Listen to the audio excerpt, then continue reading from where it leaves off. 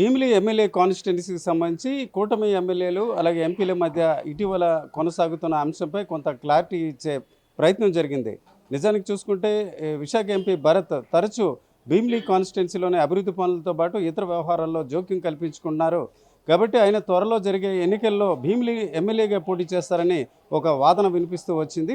ఈ దశలో ఈరోజు ఎంపీ భరత్ ఒక క్లారిటీ ఇవ్వడం జరిగింది. తాను ఎమ్మెల్యేగా పనిచేసే అంత సమర్థత ఉండదు, ఎంపీగా పోటీ చేస్తానని ఆయన చెప్పారు. అదే సమయంలో గంటా శ్రీనివాసరావు కూడా మరొక వివరణ ఇవ్వడం జరిగింది.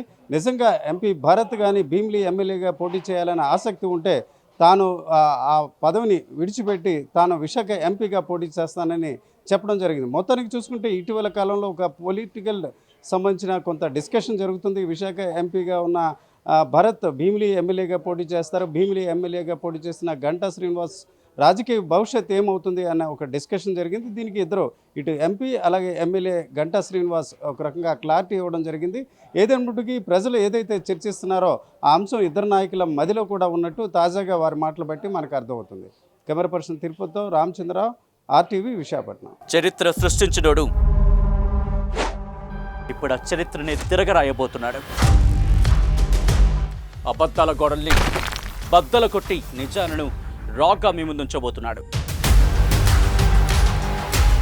నిజమైన వార్తల కోసం వెంటనే డౌన్లోడ్ చేసుకోండి రా యాప్ని.